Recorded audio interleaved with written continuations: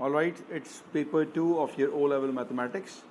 It's October-November of 2020. So let's start. The first question is from the topic everyday mathematics. It says that the cash price of a car is $13,000. Marta pays in installments for this car. Marta pays a deposit of 15% of the cash price. So firstly, I will find the deposit, that is 15% means 15 upon 100 of your cash price. So that will be equals to 15 times 130, and that is equals to $1950. Alright, so she pays the deposit of 1950 and the cash price of $13,000, and after that she then pays 24 monthly installments of 500. So she is paying $500 for 24 months, and that is equals to 12,000. Alright, after that it asks calculate the total amount Marta pays for the car. So we need to add these two together. So that will be equals to $13,950. That is your first part answer. After that it says the price of a phone is reduced by 12% in a sale. The sale price of the phone is $286. Calculate the price of the phone before the sale. So original the price is 100 at 100% and the original price is unknown. But after the sale, that means 12%. So that means now it's 88 left over and the price is 286, right? So we need to do the multiplication. So that will be 286 multiplied with 100 divided by 88 equals to x. So 286 times 100 divided by 88, it is equals to $325. That is the original price of that phone. After that it says the exchange rate between dollars and pound is $1 equals to 0.71 pounds, and the next rate is €1 equals to 0.87 pounds. Alright, calculate the exchange rate between dollars and euros. Alright, so how we are going to find that rate? It's very simple. On both sides we have euros, right? So if I say that what about €1 equals to how many dollars? So that will be 1 divided by 0.71 dollars. So 1 divided by 0.71 gives you the value of 1.41 equals to 1 pound. So that means that 1 pound equals to $1.41 dollars, and I'm going to place this value here. So if 1 euros equals to 0.87 pounds, so for 1 pound it will be 1 divided by 0.87. So that will be in euros and 1 pounds. So 1 divided by 0.87, that is equals to 1.15 equals to 1 pound. Alright, so that is in euros. Now we have 1 pound equals to 1.15 euros and 1 pound equals to $1.41 dollars. We need to place the value of 1 pound, or we need to compare the value of 1 pound. So that will be equals to 1.41 dollars equals to 1.15 euros. We need to find out the rate of dollars and euros. So if it's $1, so that will be equals to 1.15 divided by 1.41. So 1.15 divided by 1.41, it gives you the value of 0.82 euro. So your answer is 0.82. That is your answer. In part D, it says that Samuel invests $1,500 in an account paying 1.9% per year compound interest. Nina invests $1,500 in an account paying 1.9% per year simple interest. They each leave the money in their account for 5 years. At the end of 5 years, how much more money does Samuel have in this account than Nina has in hers? Alright, so first we talk about Samuel. So the interest is compound, so we need to apply the working formula, and that is equals to amount equals to principal 1 plus r divided by 100 to the power n. N is your number of years. So the data we have is principal is 1500, 1 plus rate is 1.9 divided by 100, and he is investing for 5 years. So we need to calculate it. So it gives you the value of 1648, and that is the amount of Samuel at the end of 5 years, right? Now we need to find out the amount of Nina.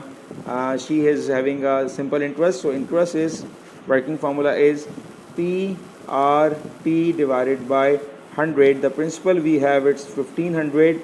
Rate is 1.9 time is 5 years divided by 100. So interest equals to $142.5. That is the interest. Now the amount is what? Amount is equals to principal plus interest. The principal is 1500 plus the interest is 142.5. So that is equals to $1642.5. That is the amount of Nina. So how much money Samuel has more in his account? So it's 1648 minus 1642.5. That is equals to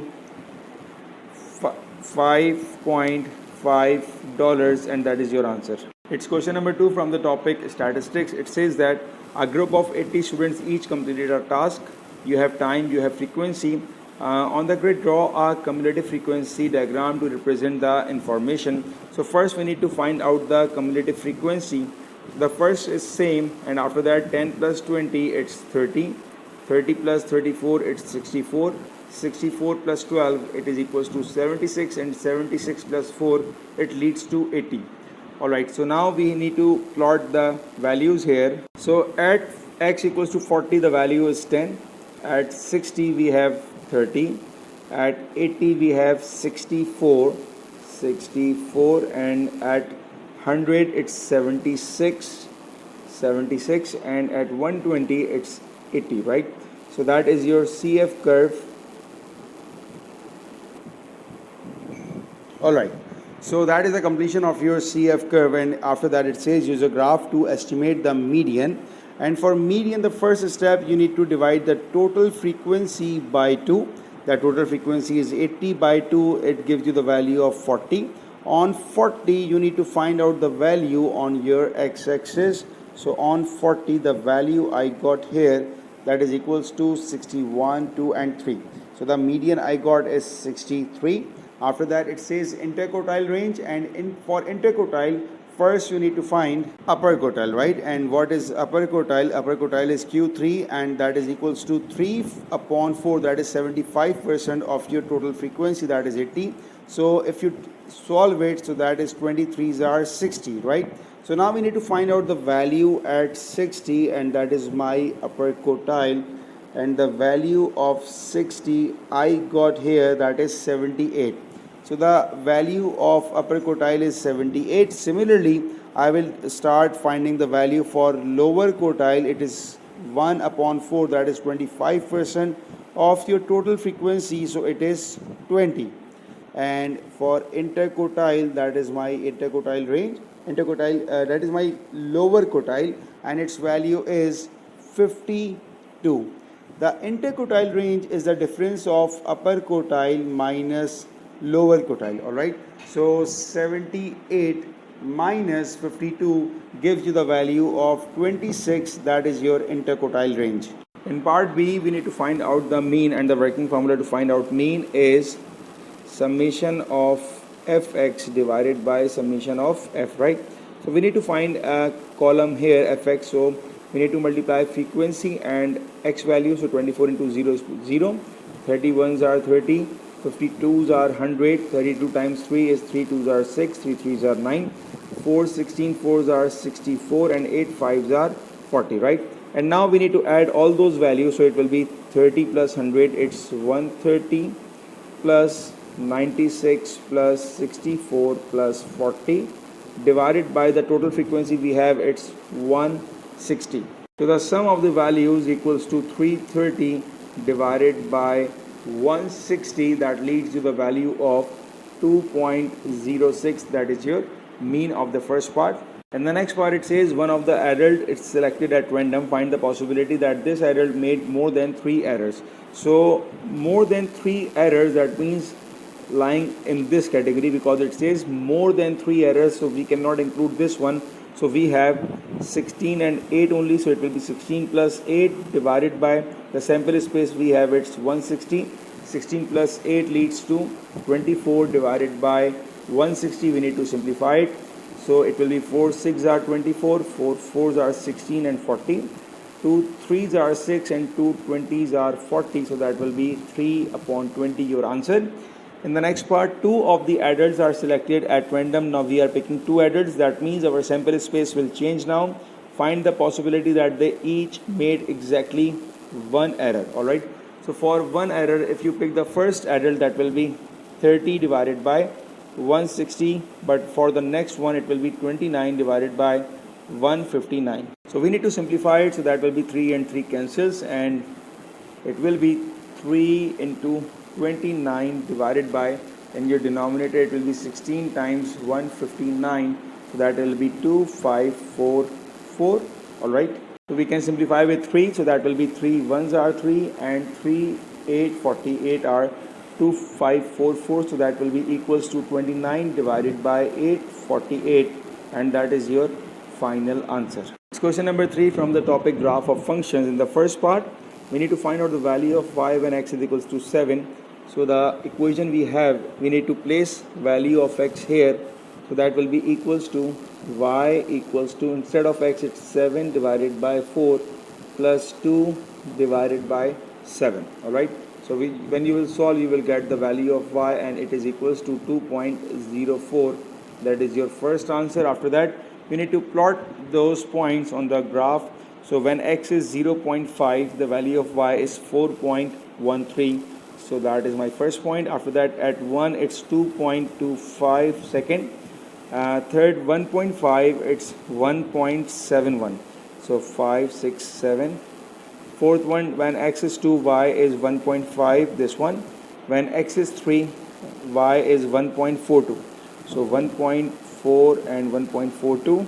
And when x is 4, it's 1.5. So 1.5 this one. When x is 5, it's 1.65. So 1.65. When x is 6, it's 1.83. So 1.6783.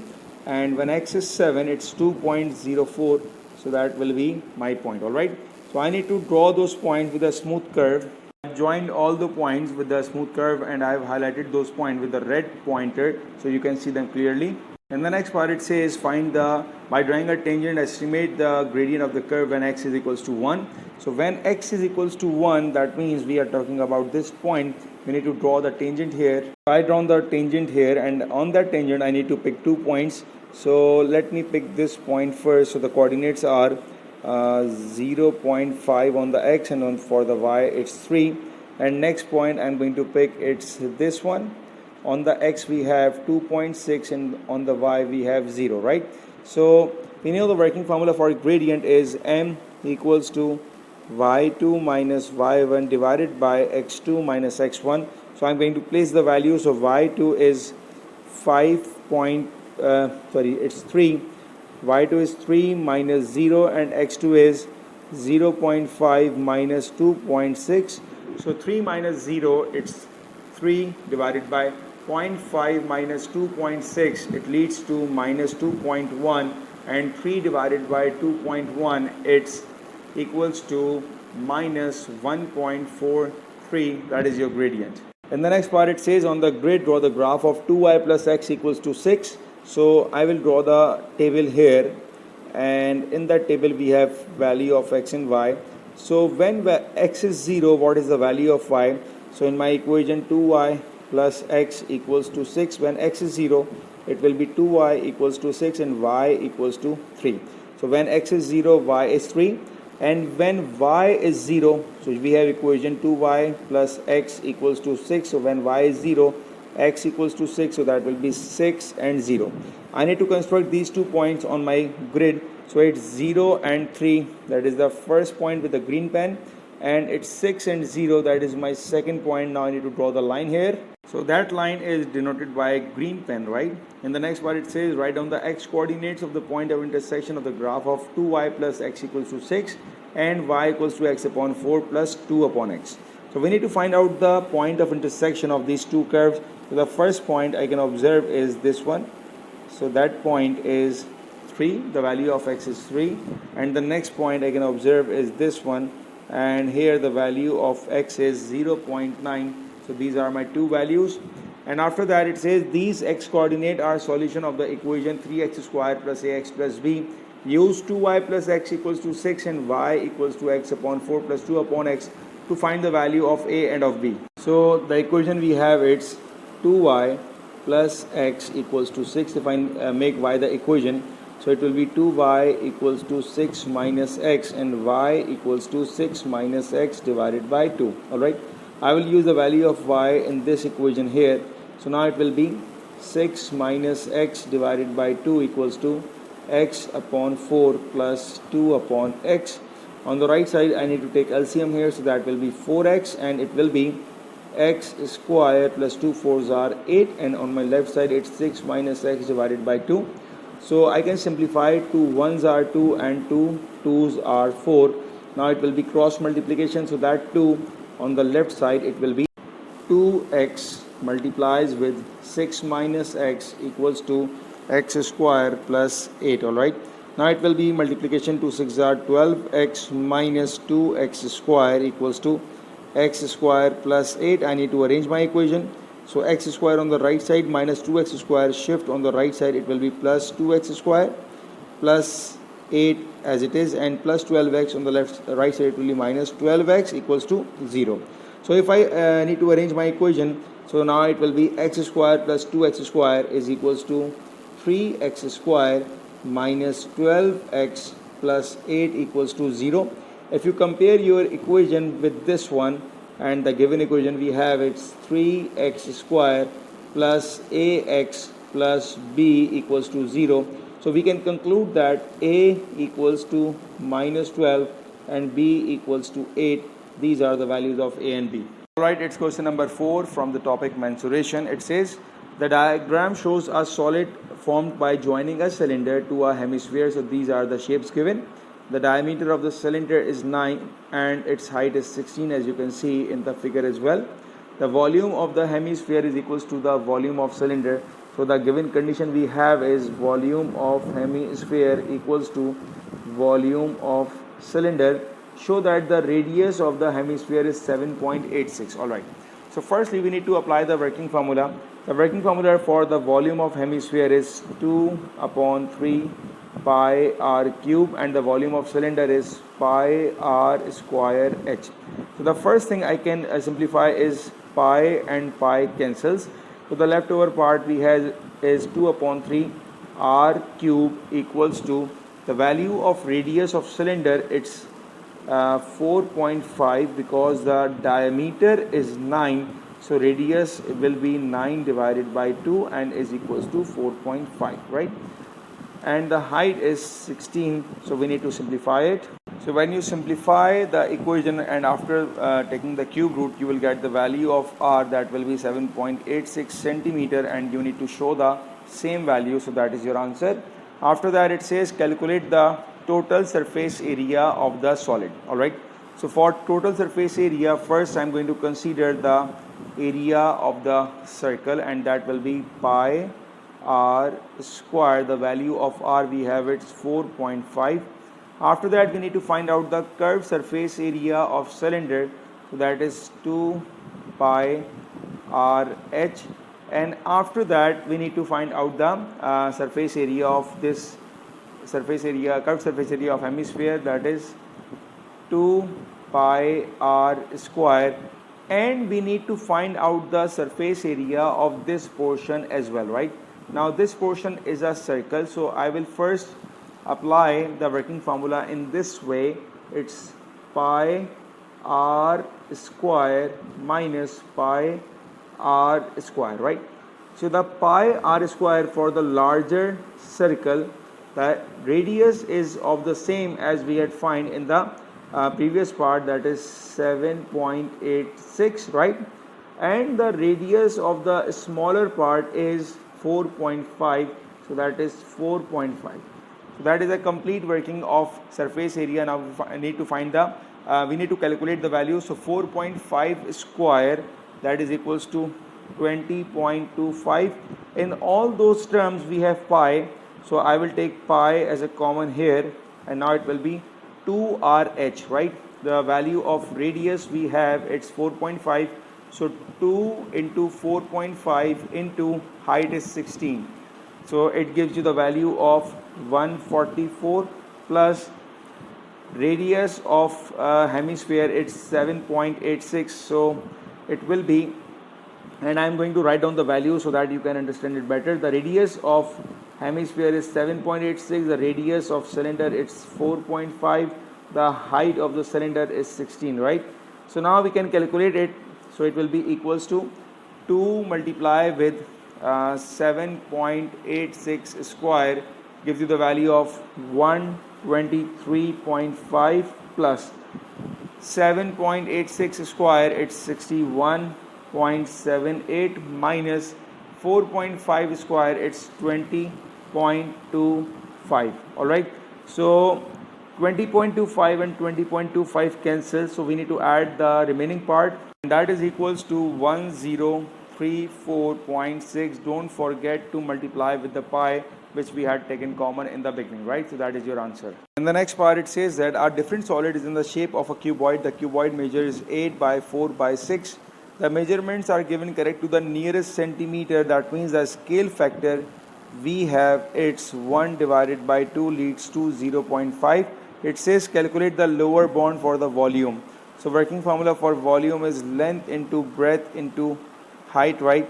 So the lower bound for 8 it will be 7.5, lower bound for breadth it will be 3.5, and height it will be 5.5. So we need to multiply.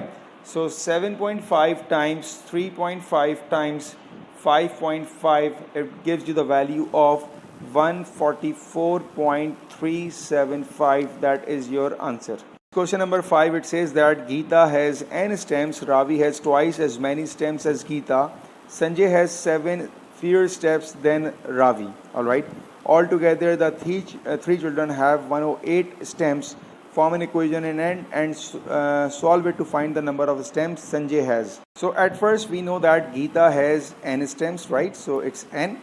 It says Ravi has twice as many as Geeta, so it means Ravi has 2n, and Sanjay has 7 fewer than stems than Ravi, so the number it will be 2n minus 7. Alright, so altogether they have 108 stems, so that means we need to add them.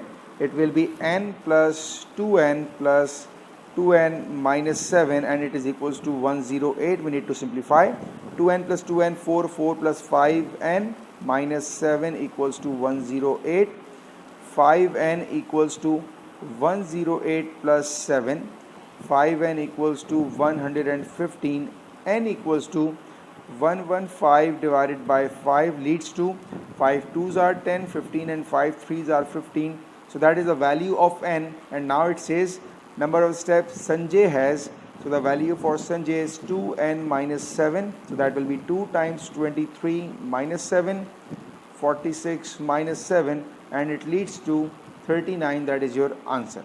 Alright, for part B it says simplify 6t square v cube divided by 5 multiply with v square divided by 3t square. So we need to simplify. 3 1s are 3, 3 2s are 6, so the number we have it's 2 divided by 5, right? For t we can observe that t square and t square cancel, so the leftover part is v.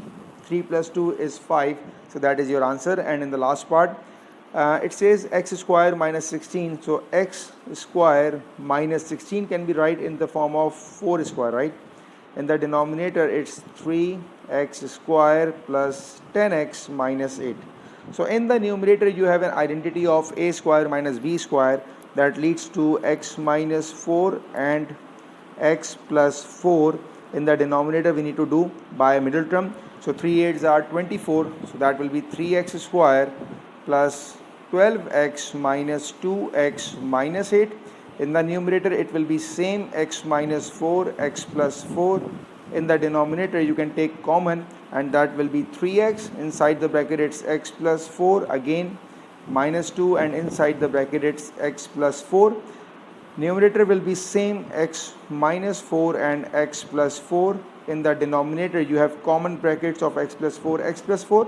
So we can take common x plus 4 here, and the leftover part is 3x minus 2.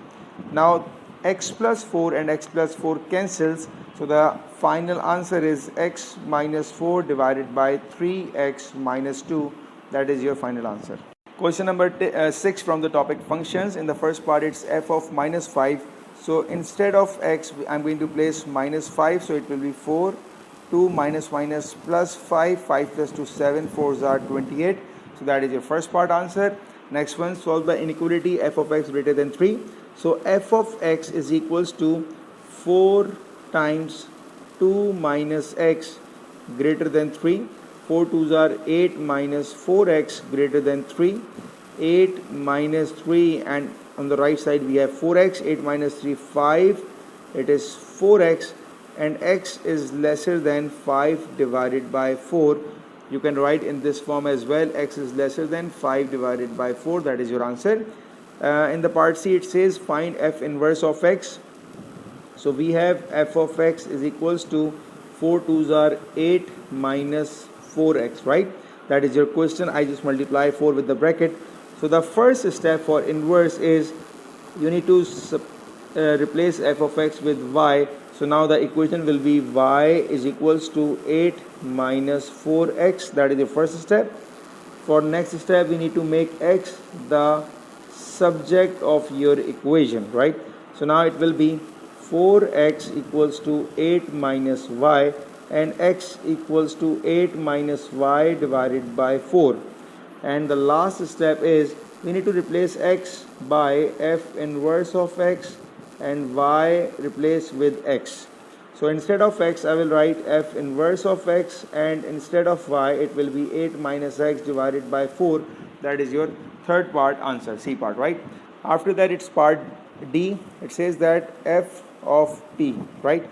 So instead of x here, I will write p. So now it will be equals to 4 times 2 minus p, and if you solve it, it will be 8 minus 4p. That is your f of p. Similarly, g of x we have given it's 7 minus 3x divided by 5. So if it's g of 2p plus 1, so that will be 7 minus 3. Instead of x, it will be 2p plus 1 divided by 5. That is 7 minus 6p minus 3 divided by 5 equals to g of 2p plus 1, right?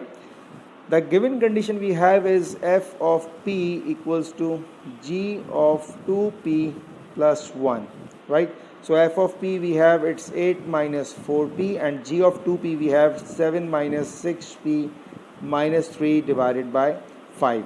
So I will shift 7 on the left side, so it will be 8 minus 7 minus 4p equals to 6p with the negative sign minus 3 divided by 5.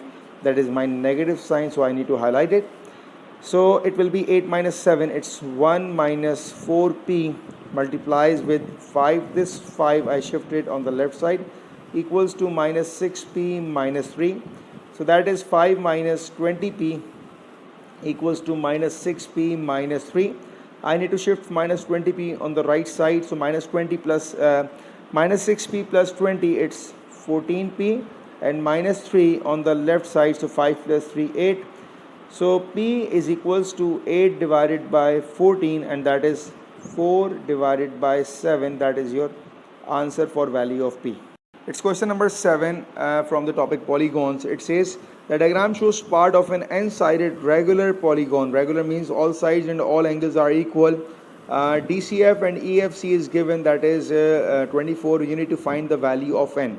So for n, first we need to find out the interior angle. And if I say that this angle is A, so that angle will also be A because you are dealing with regular polygon. So I can say that A plus 24 plus 24 equals to 360, right? So that is 2A plus 48 equals to 360. 360 minus 48 divided by 2, it gives you the value of 156, right? So that is your interior angle.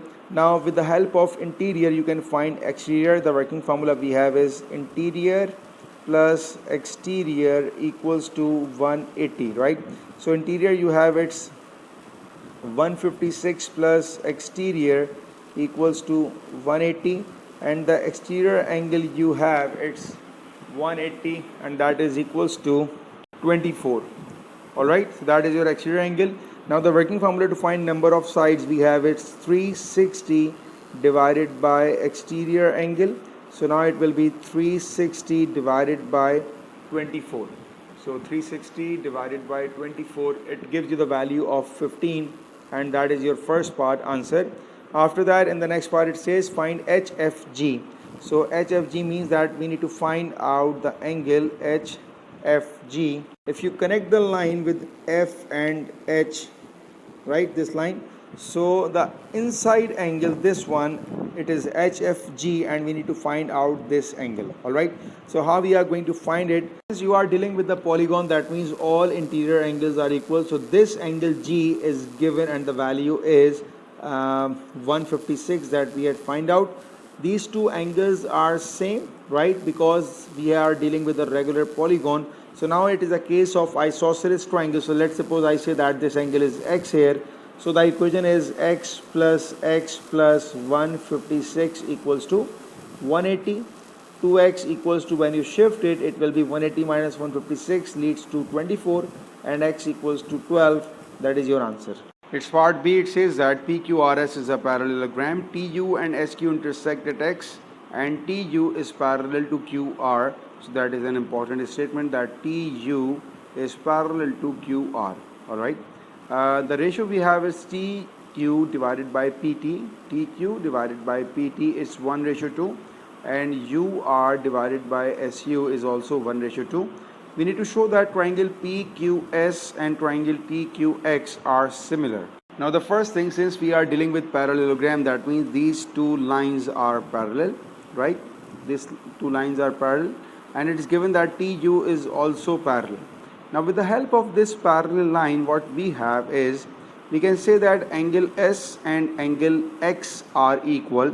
So we can write in this form, angle PSQ is equals to angle TXQ, and the reason is that they are corresponding angle. That is my first one. The next one, I can see that the angle P and angle T, they both are equal as well. So I can say that SPQ is equals to angle XTQ, and the reason is same, that they both are corresponding angle. Alright, and the last one, I can see that angle Q is same for both of the triangle. So I can say that it's a same angle. Alright, so with the property of angle, and angle, I can say that triangle PQS is similar to triangle TQX. For the next part, we need to find out the ratio of SX to SQ. Alright, with this ratio we can say that if XQ is 1, then SX is 2, right? So that means the total ratio of the line SQ is 3. So the answer, it will be 2:3. That is your part 2 answer. After that, find the ratio of area of triangle TQX to area of parallelogram PQRS. Alright, so first thing, we know that area of PQS divided by area of TQX, it will be equals to L1 divided by L2 whole square, because we had proven that these two are similar, right? So area of PQS, the whole total ratio is 3. We had derived in the previous part as well, and in the triangle TQX, this ratio is 1. So what we have is 9:1. That means if the area of PQS is 9 units, then area of TQX is 1 unit. So the area of the trapezium PQRS, that will be twice of PQS, so it will be equals to 18, right? So I can say that area of TQX divided by area of PQRS. So area of TQX, we had it's equals to 1, and PQRS means that it is twice of the triangle PQS. That means it will be 2 times 9, and it's 18. So your answer is 1:18. Question number 8, it says that h is the point -74 and hj is 10 and -6. Calculate the magnitude. For magnitude, the working formula we have, it's under root of x square plus y square. So it will be equals to 10 square plus -6 square with the root. So it will be equals to 100 plus 36. It's 136, that is 11.7. So that is your first part answer. Given that hk equals to 3 times of hj, find the coordinates of the point k. Alright, so first thing, we have the vector of hj and that is 10 and -6, so it is equals to 30 and -18, right? So what is hk? Hk will be ok minus oh, right? That is your vector hk, and we have the coordinates of oh and that is -7 and 4, right? So if you shift -7 and 4, so this sign is negative here, right? When you shift it, it will be ok is equals to 30 minus 18, and that negative will be positive on the right side. It will be -7 and 4. So 30 minus 7, it's 23, and -18 plus 4, it's -14. So you can write in the form of 23 and -14. That is your answer. It's part B. It says that the diagram shows a parallelogram OBCE. So first thing, the important word is parallelogram. Opposite sides are parallel and equal. OA is P and OE is Q. AD is parallel to OE and OA ratio AB is 1:3. X is the point on BC such that BX over XC is equals to 3:2. So I will write the ratio form in this format. OA divided by AB is 1/3. Similarly, BX divided by XC equals to 3 divided by 2. Express in terms of P and Q the vector OC. Alright, so we need to find the vector O to C. Since this vector OE is Q, that means the vector BC is also Q, right? And we have OA and AB, the ratio is 1:3. It means that if OA is P, that means AB is equals to 3P, right? So from O to B, the total vector we have, it is equals to 4P, and B to C we have its Q. That is your answer for OC. For the next part, it says AX, right? So for A to X, I can say that AX is equals to AB plus BX. Now what is BX? The ratio we have is 3:2. That means this total ratio we have, it's 5.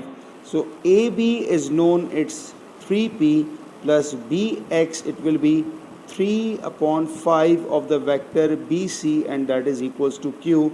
So that is your answer for AX. After that, it says EX. So EX is equals to EC plus CX. Alright, so EC, it will be as equal as OB because you are dealing with parallelogram. So this whole is 4P, right? So EC is 4P, but if you observe CX, so that is opposite direction, right? CX is opposite direction, so that will be -2/5 of P. Sorry, not P, it's Q. So that is your answer because the vector BC is Q and BC comprises on 5 units and CX takes 2 units of that 5 units. That's why it will be 2 divided by 5 times Q. So that is your answer. Alright, it's question number 9 from the topic trigonometry. You have a triangle ABC in which AC is 6.4, BC is 9.5, BAC is 79 degree. We need to find the angle ABC. So let me mark the angle first. So that angle is unknown. You can apply the law of sine here. That will be 9.5 divided by sine 79 equals to 6.4 divided by sine B. So first I will make sine B the subject. So sine B equals to 6.4 times sine 79 divided by 9.5. When you solve it, it will be equals to 0.661, and we need to take the inverse of sine to find the value of B. and the inverse of sine is 41.4. So that is your first part answer. In the next part it says calculate the area of the triangle. So you have the angle B, it's 41.4. For area of triangle we need to find that angle here, and let me label this angle with the green pen and call it C. So for C we can say that it will be 79 plus 41.4 plus the angle C that is unknown, and the sum of the angles it is equals to 180. So C equals to 180 minus 79 minus 41.4, it leads to 59.6 degree, right? So that angle is 59.6 degree. Now the working formula for area is 1 upon 2 AB sine C. That means we need two sides. The sides we have it 6.4 and 9.5, and angle between those two sides that is 59.6. So now we need to calculate it, and that is equals to 26.2. That is the area of triangle, and that is your answer. In the next part it says that the same triangle ABC forms a horizontal base of a pyramid ABCD. BD is given, CD is given, and BAD, CAD both angles are 90. We need to find angle BDC. So if I draw the triangle separately BDC, so you will see the figure like this. It's BDC. That length is 9.8, that length is 8.2, and it's 9.5, and the unknown angle we have it's D, right? So all three lengths are given. We need to find the angle. So we are going to apply law of cosine here, which says that a square equals to b square plus c square minus 2bc, and it's cos a. So we are going to place the value. So a is what? A is 9.5 square equals to 9.8 square plus 8.2 square minus 2 times 9.8 times 8.2, and its cos, the angle is A, and in my case I label it as angle X, right? So we need to simplify it to find the value of cos X. So I had find the values of 9.5 square, I have added these two, and I have multiplied these three terms to find out the values. And now what I will do, 163.28, I will shift 90.25 on the right side, it will be minus 90.25, and the term cos X I will shift on the left side, it will be 160.72 cos of X. So now 163.28 minus 90.25, it is equals to 73.03, and that term here it is multiplying with cos. When you shift it, it will be divide, so it will be 160.72 and it's cos X. So 73.03 divided by 160.72, and then the inverse of cos, it's 62.97. So X is 62.97, which is equals to 63 degree, and that is your answer. After that it says calculate the angle of elevation of D from C. So if I draw the triangle D and this point and C, so it will be like this, D with the 90 degree point and C. So the length of DC is 8.2 and this distance is given is 6.4. We need to find out the angle, let's say it's angle C. So you can apply trigonometry here, and for this case it will be cos C equals to 6.4 divided by 8.2. So 6.4 divided by 8.2, and the inverse of cos, it is equals to C equals to 38.7 degrees, and that is your answer. Question number 10 from the topic quadratic equations. It says Amira drives 40 km to work. Amira takes X minutes to drive the first 30 kilometers of the journey. Show that her average speed in kilometers per hour. Now that is a unit conversion because we have minutes here and it says kilometers per hour for the first 30 kilometer. So if we need to find out the speed, so speed is what? Speed is distance divided by time. So distance is what? It's 30, right? And we have X minutes. If you need to convert minute into hours, you need to divide it by 60. So that is 6 upon 60 hours. So distance divided by time will be equals to X divided by 60. That 60 multiplies with 30. So it is equals to 60 times 30 divided by x, which is equals to 1800 divided by x, which we need to show. So that is your answer. And the next part, it says Amira average speed in kilometers per hour for the final 10 kilometer of the journey is 600 divided by x minus 25. Her average speed for the first 30 kilometer of the journey is 8 kilometers slower than her average speed for the final 10 kilometers. Form an equation and show that it simplifies to this one. So basically we have two cases. We have the case of 30 kilometers of journey, right? And we have the case of final 10 kilometers of the journey. The speed for the final 10 kilometer is given, that is 600 divided by x minus 25. The speed for the first 30 kilometers we had find in the previous part, it is 1800 divided by x, right? Now it says that her average speed for the first 30 kilometers per hour is 8 kilometers per hour slower. That means this is equals to 600 upon x minus 25 minus 8 kilometers per hour.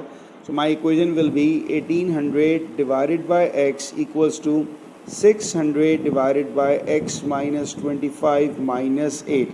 So you can simplify it equals to 600 divided by x minus 25 minus 1800 divided by x. And now we can simplify this equation to solve it.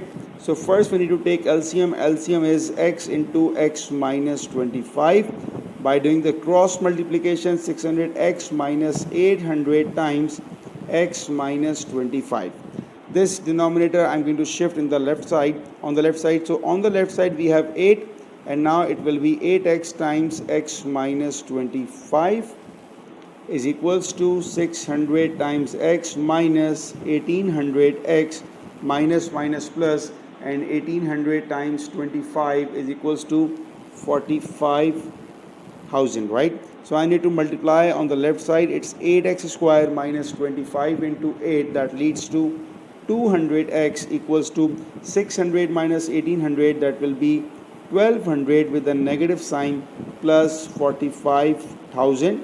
I need to arrange my equation. So 8x square as it is minus 200x as it is minus 1200. When you shift on the left side, it will be plus 1200x and minus 45,000. So on the right side we have 0.